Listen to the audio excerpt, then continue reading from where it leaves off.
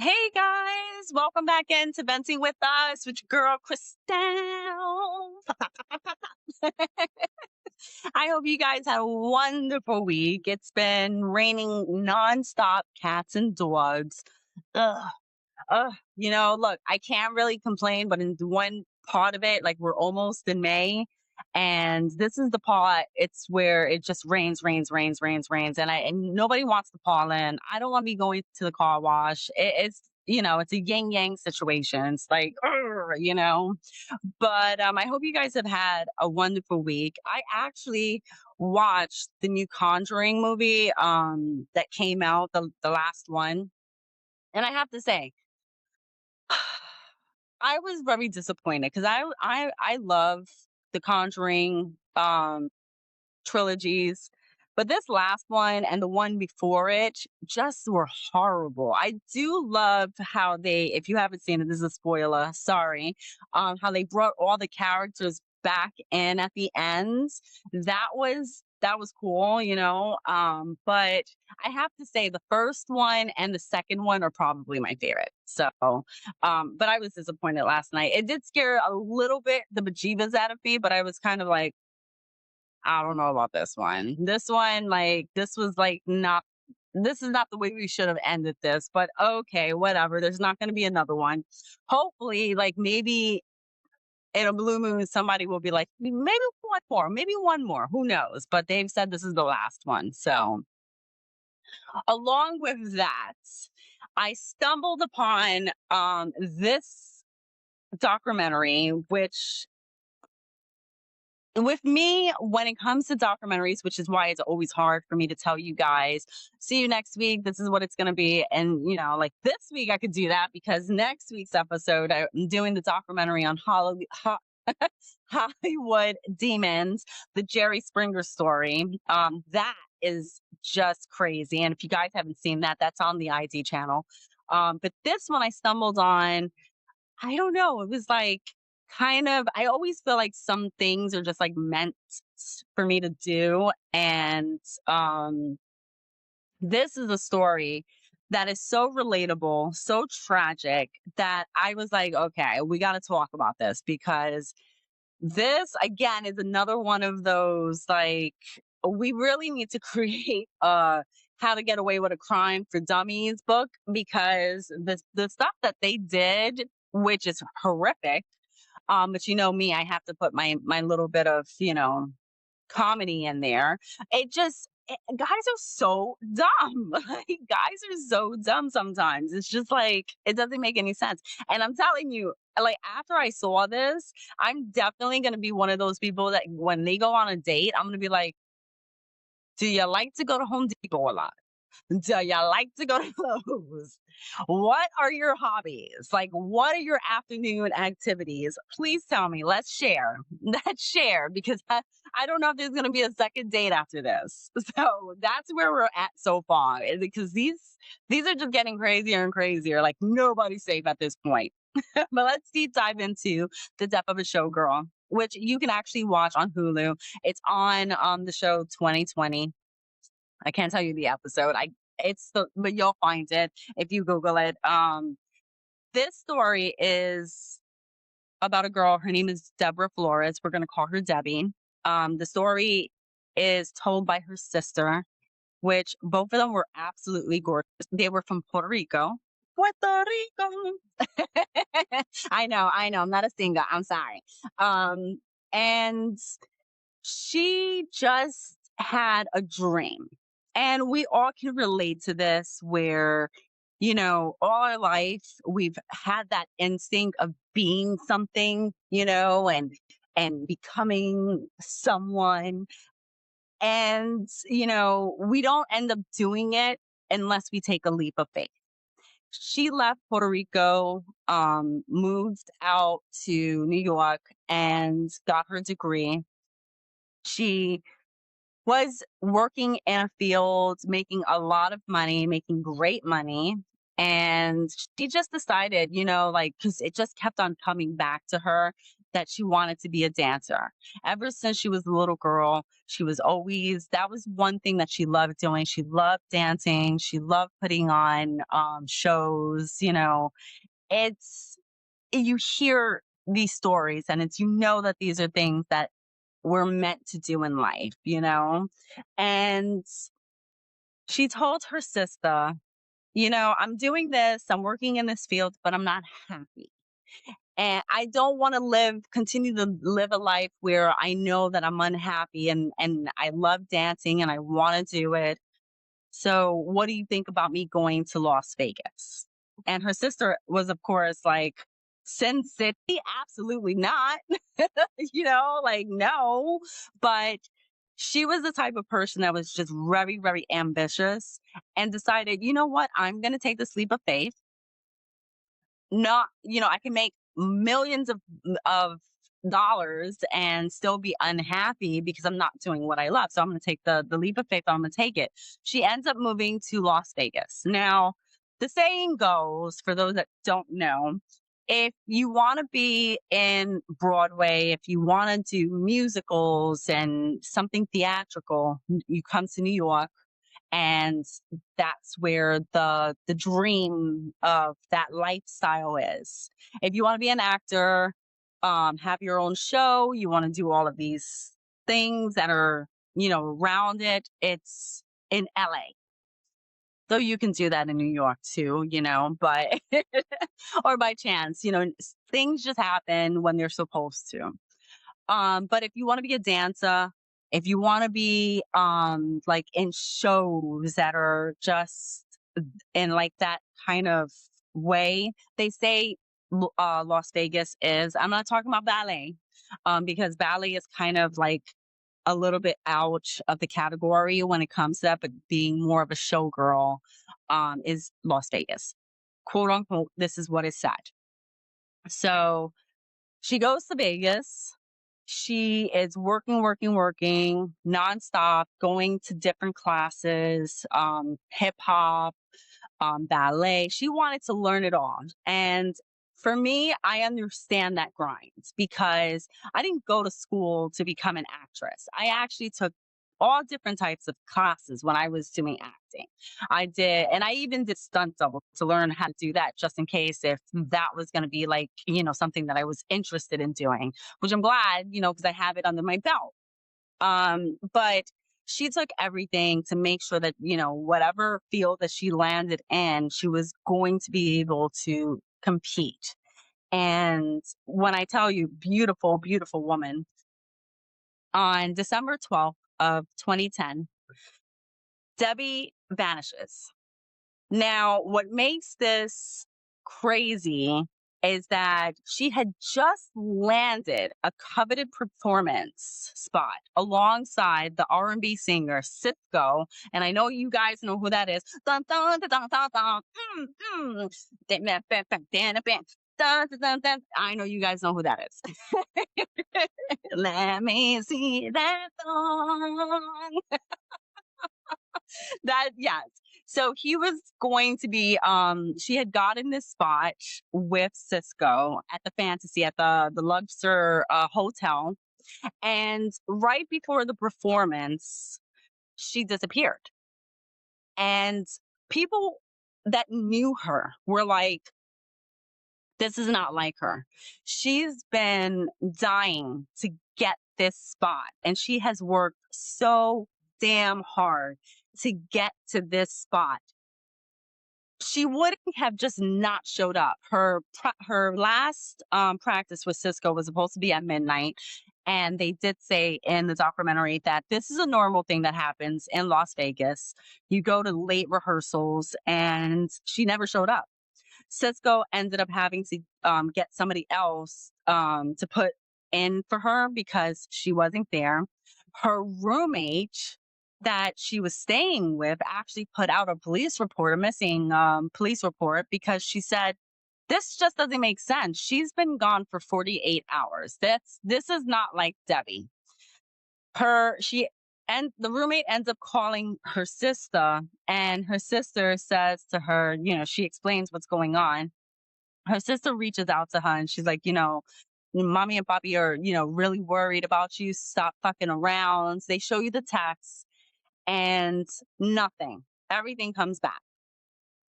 So now the police are investigating this and they're trying to figure out now where do they start? Of course. They saw on the surveillance cameras of where she lives. You could see her leaving. She's wearing black, very dressed up, and you see her car leave the complex. Now, I'm not sure who she told. If she, oh yeah, she told the roommate that before she goes to rehearsal with Cisco, that she was going to stop at her boyfriend's house. Now, this is where the fuckery comes from. And this is where, like, now it starts to go all shit. So, her boyfriend was this big, huge dancer in Las Vegas. His name was Jason Blue. They called him Bluey. Yes, like the cartoon. And he's been performing with so many people in the industry that he was very well known, but he was also a player. He was known to have multiple girls. Their relationship was always toxic. There was an incident where he choked her and he beat the shit out of her, that she had a restraining order on Louis.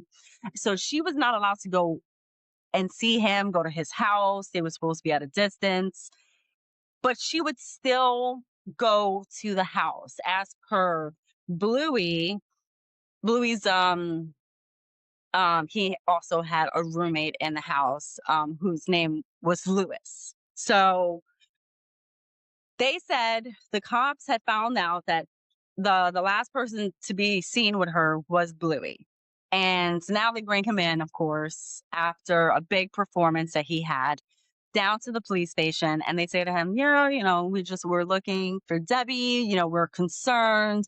Can you, and what happens? And he was like, she came over, she was in the driveway, right before she had a big rehearsal that day, and then she left.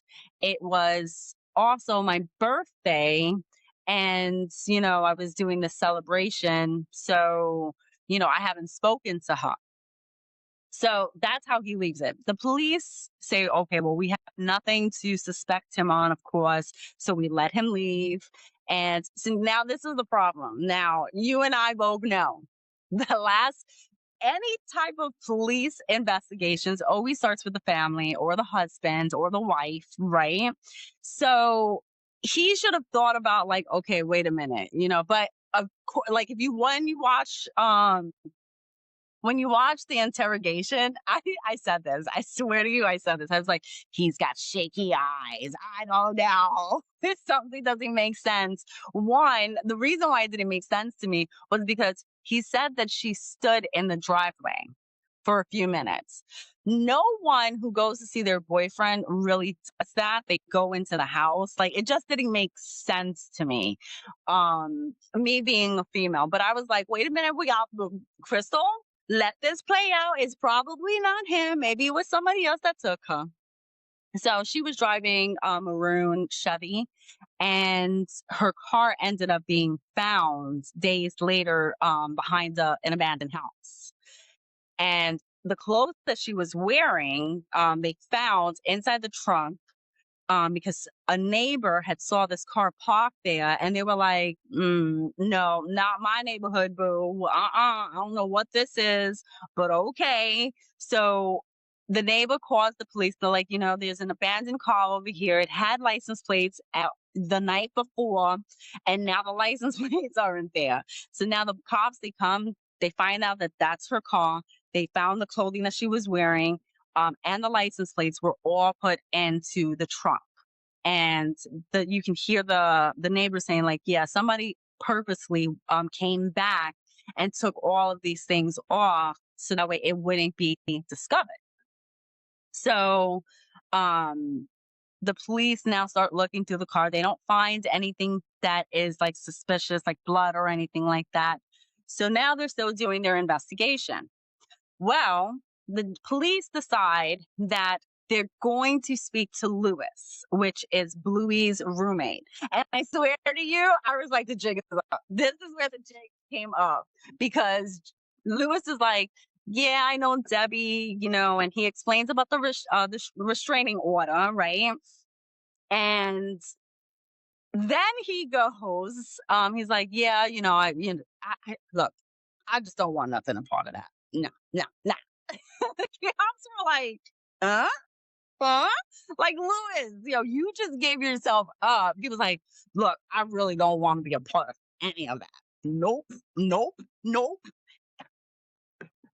And he was like, nope, don't want to be a part of that. And the cops are like, Lewis, if, Bluey did something or you did something, or who did something, this could really help us out. If, you got to work with us, you got to give us something. And he was like, nah, man. Nah, man. I don't want to be a part of that. Nope, nope. He was like, no, I don't want to be a part of it. And I don't blame him.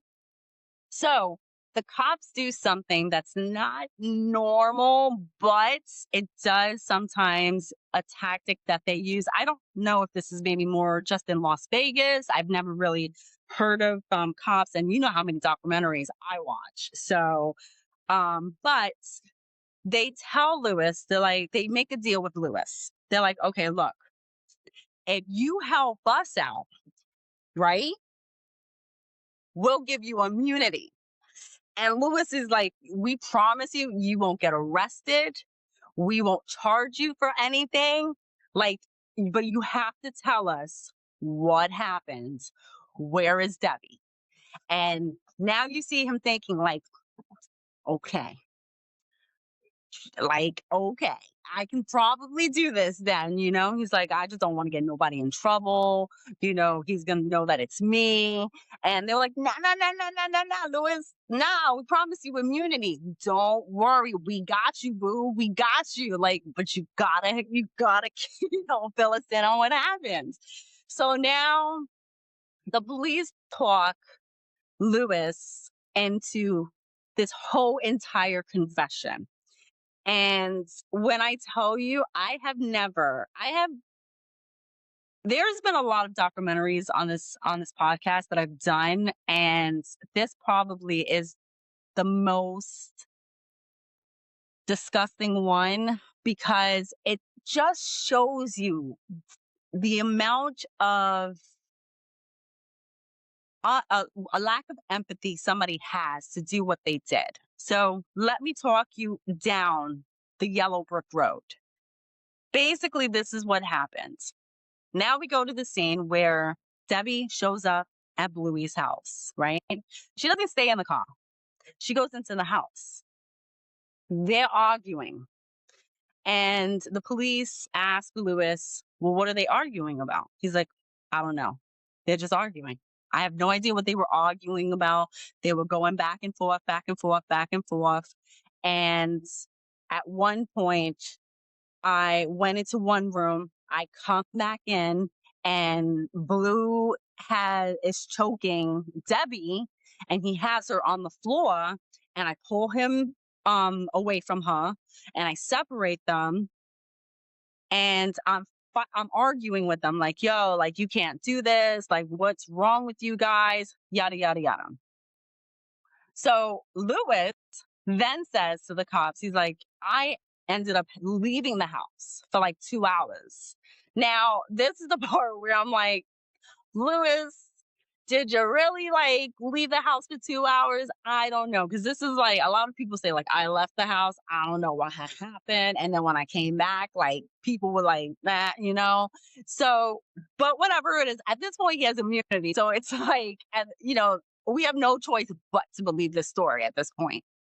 So he says, he was like, look, can I leave you guys while I step out for a little bit? Because I have to run this errand, whatever. Like, can I like trust you guys to be alone? And they were like, yeah, yeah, yeah, yeah, yeah, yeah, yeah, yeah, yeah, right? So he leaves. 2 hours later, he comes back and he gets approached by Bluey. And Lewis is like, what's going on, man?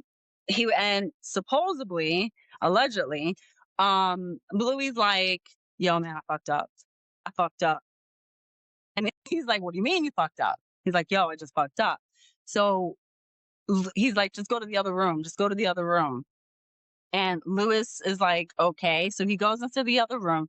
He sees Debbie's body on the floor with a bag over her head. And now Blue is like, yo, I can't go down for this. Like, we got to cover this up. You're my boy. You owe me. You owe me. And then the cops were like, what do you mean? He's like, it's just one of those things that, because he did something for me back in the day. Like, now I owe him. And he just kept putting more and more pressure on me to help him out in this situation. So I kind of felt like I had no choice but to help him out. So what they did was, these knuckleheads, they went to Home Depot. What did I say to you guys about going to Home Depot? Do not go to Home Depot. Do not go to Home Depot. Stay away from Home Depot and Lowe's. Like, go somewhere. There has to be another appliance store somewhere in the world. So that's not associated with Home Depot. So they go to Home Depot, they get a Tupperware, and they put Debbie inside the not the Tupperware. Oh my God, I said Tupperware. One of these big bins. That's what I meant to say. Sorry, guys. They put her in a bin, and now they're like trying to figure out what to do with her. Blue calls his ex-girlfriend Kalai, and they're broken up because he's a cheater and she doesn't want to be with him, but they still associate with each other. She's one of them girls. So he's like, yo, do you mind if I drop some things off just to stay in your garage for a little bit, and then I'll come back and get it? And she was like, what kind of stuff? He's just like, just some stuff. She was like, sure, okay. Now, Kalai, I have to tell you guys, she was not dumb, but it gets worse at the end, but I'm not going to spoil that yet. So she says, she goes to the police station. She refused to have them show her face because she was scared, and you can actually hear how frightened she is. She's like, he came over with a U-Haul, and I came outside. When they opened up the U-Haul, all I saw was this huge bin, and it freaked the shit out of me because I had this bad feeling. I was like, you go, girl, because anytime you see a bin, you're going to be like, what the fuck is in that bin? It better not be a body. It better not be a body. It better not be body parts. It better not be a body. It better not be anything that I'm thinking of. And she was like, what is in that bin? And he was like, it's nothing. It's just stuff. It's just stuff. She's like, if you're going to put a big ass bin like that in my garage, you best believe I need to know what the fuck is in that bin. And I was like, you go, girl. You go, girl. Because some girls are dumb, and they'll be like, okay, baby, you could just go ahead and put it in there. And then, mad days later, I didn't know he had all that shit in there. No, she was mad smart. See, I think she watches documentaries. So Blue finally confessed. He's like, it's Debbie. And she was like, get that shit the fuck away from this house. She was like, absolutely not. Absolutely not. I don't care where you take that, but you better take that somewhere else. Nope, not here. No way. End of session. Sorry, we are closed. We won't be reopening anytime soon. No. So he now has to think of plan B. And at this point, her body is decomposing. And when you decompose, you start to have this aroma. Now, the bin that they purchased starts leaking because of the decomposition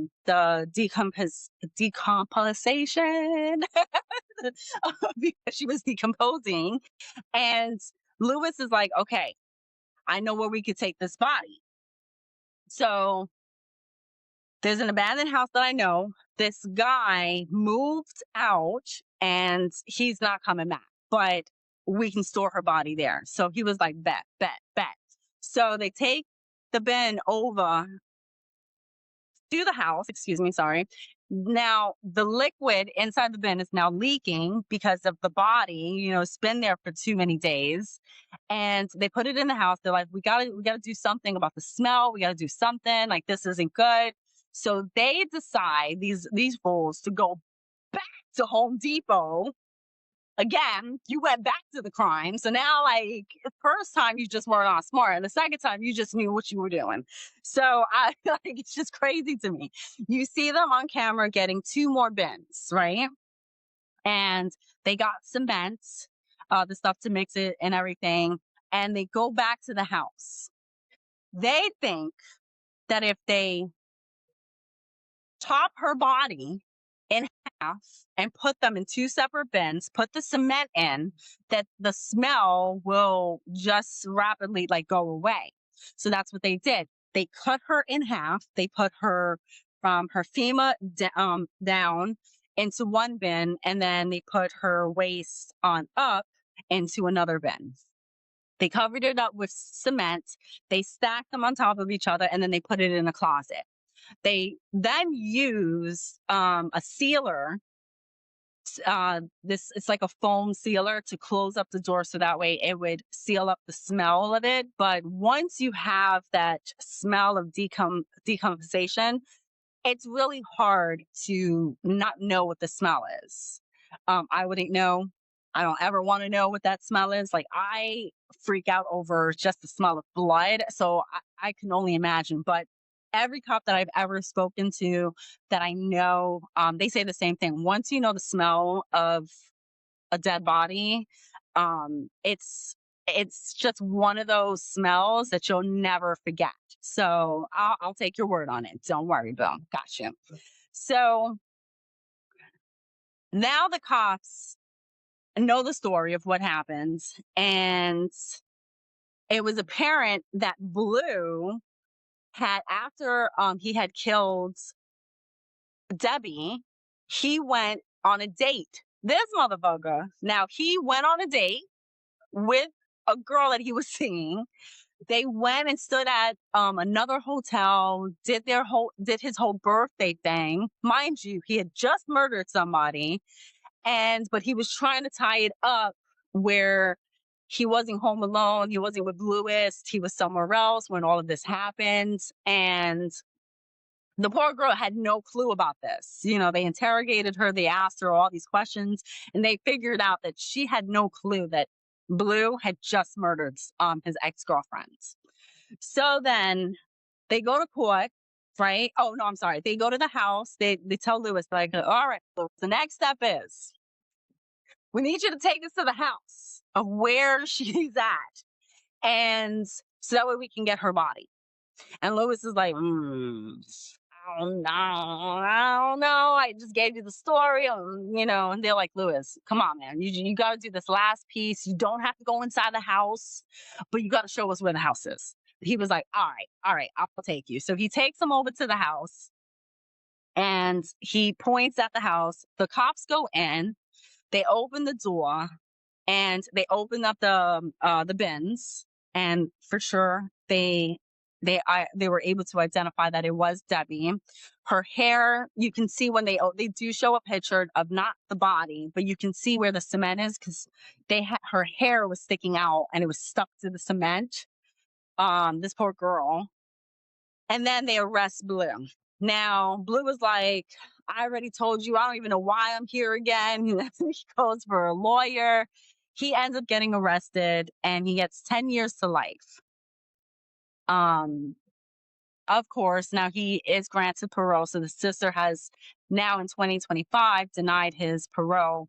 He actually ended up calling 2020 and told him, he's like, they won't even give me a second chance. They're just letting me stay here in prison. You just killed somebody. I don't know what to tell you. Like, how do you want me to say, yes, you know what? I think you served your time, a little bit of time, because this is not a lot of time, but yeah, and I think you would never do this again. Absolutely fucking not. You would be in jail all over again. Nope. And I will make sure until the day that I die that I will be at every single parole hearing to make sure that they deny your access to get close to freedom. Nope, don't think so. Sorry, boo. So, yes. So, this was a wild story, guys. The death of a showgirl. You can watch it on Hulu on the 2020 episodes, on 2020 show. Next week, I have a special documentary for you. I'm excited about this one. We will be talking about Hollywood demons, and you can watch it pre and advanced. In advance, yeah, pre advance. It's on the ID channel.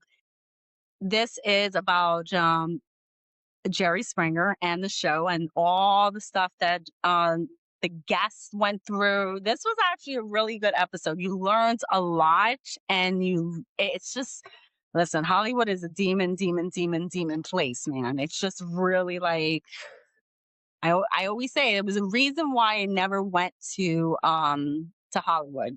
There was always a reason. I felt like every time that I had a chance, an opportunity to go out there and try and pursue stuff, I was always getting blocked in some way. So maybe it's a sign. All right, guys, I hope you enjoy the weekend. Stay warm, stay dry. Love you guys. See you back next week. Okay. Love you. Bye.